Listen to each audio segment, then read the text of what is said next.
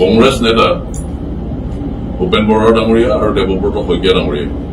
এখন সংবাদমেল অনুষ্ঠিত কৰি অসমৰ মাননীয় মুখ্যমন্ত্ৰী ডক্টৰ হিমন্ত বিশ্ব শৰ্মা ডাঙৰীয়া আৰু লগতে অসম চৰকাৰৰ সন্দৰ্ভত যি বক্তব্য প্ৰকাশ কৰিছে সেই সন্দৰ্ভত আমি আমাৰ স্থিতি স্পষ্ট কৰিব বিচাৰিছো। প্ৰকৃতাৰ্থত যোৱা কেইদিনত সোণাপুৰৰ কচুতলিত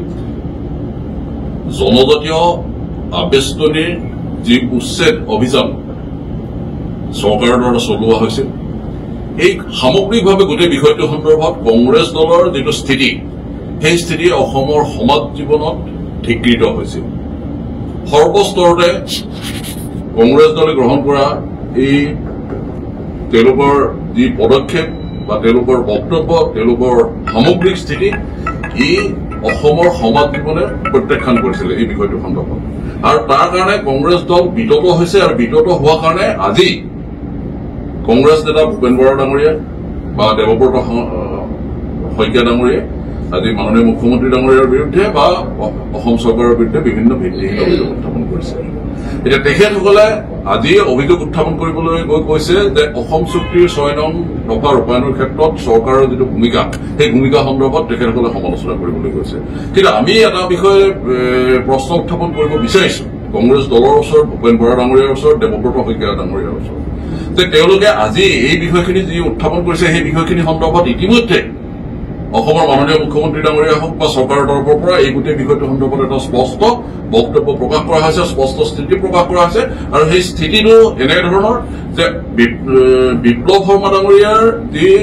প্ৰতিবেদন আছিলে, সেই প্ৰতিবেদনৰ 67টা পৰামৰ্শৱলীৰ ক্ষেত্ৰত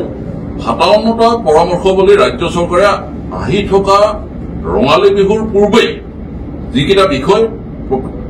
ৰাজ্য চৰকাৰৰ আওতাৰ ভিতৰত, এই গোটেইকেইটা বিষয় সন্দৰ্ভত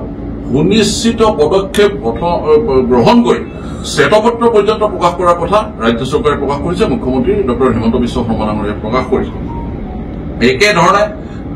এই প্ৰতিবেদন সন্নিৱিষ্ট 10টা অন্য বিষয় সন্দৰ্ভত, 10টা অন্যান্য পৰামৰ্শৱলী সন্দৰ্ভত যিসমূহ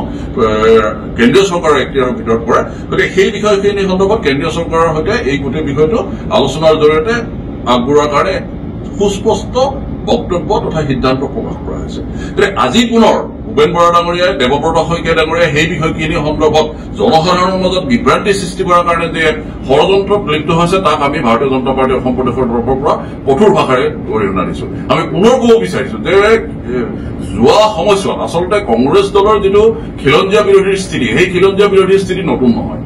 সেই ঐতিহাসিক ভাষা আন্দোলনৰ সময়তে হওক, মাধ্যম আন্দোলনৰ সময়তে হওক, অসমৰ সামগ্ৰিকভাৱে খিলঞ্জীয়া জাতি জনগোষ্ঠীৰ ভাষিক, সামাজিক, অৰ্থনৈতিক, ৰাজনৈতিক সুৰক্ষাৰ প্ৰশ্নত যি ঐতিহাসিক অসম আন্দোলন হৈছিলে অসমত, সেই ঐতিহাসিক অসম আন্দোলনৰ সময়তো কংগ্ৰেছ দলে খিলঞ্জীয়াৰ বিৰুদ্ধে স্থিতি গ্ৰহণ কৰিছিলে।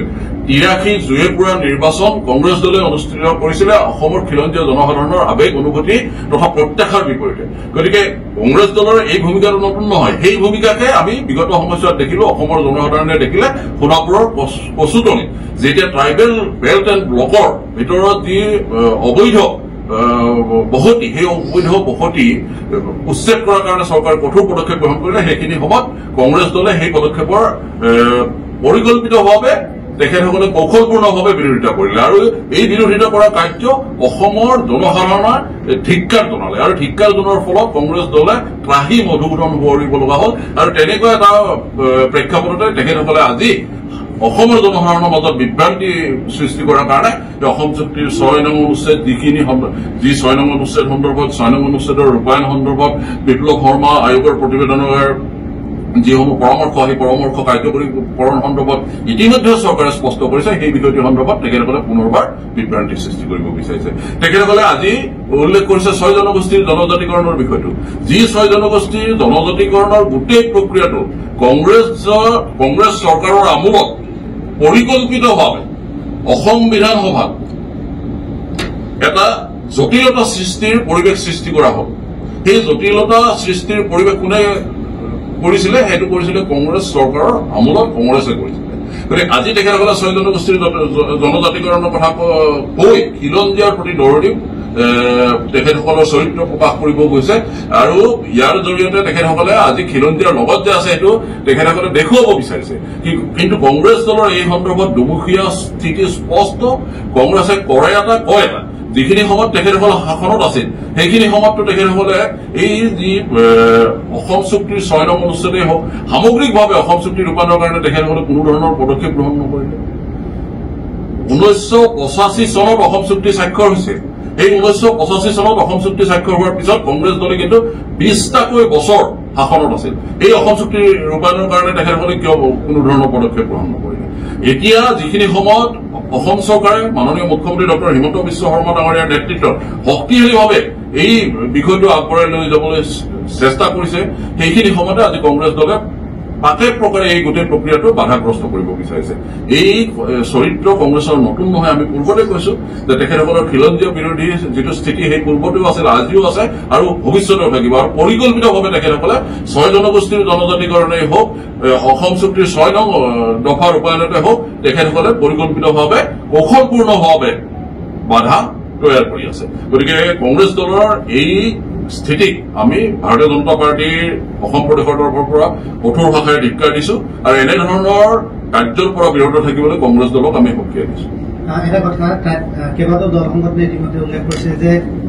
ট্ৰাইবেল বেল্ট এণ্ড ব্লকত অকল মিয়া বা মুছলমান সম্প্ৰদায়ৰ কথা নহয় অনা অনুসূচিত লোক আমাৰ ট্ৰাইবেল লোকে তাত মাটি ক্ৰয় কৰিব নোৱাৰে বিভিন্ন ধৰণৰ তাত ইণ্ডাষ্ট্ৰী আছে সেই সন্দৰ্ভত আপোনালোকৰ স্থিতি কি হ'ব তেওঁলোকক ষ্টেপ কৰা হ'ব চব আমাৰ স্থিতিটো ইতিমধ্যে আমাৰ স্থিতি মানে ভাৰতীয় জনতা পাৰ্টিৰ আমাৰ স্থিতি আমি ট্ৰাইবেল বেল্ট এণ্ড ব্লক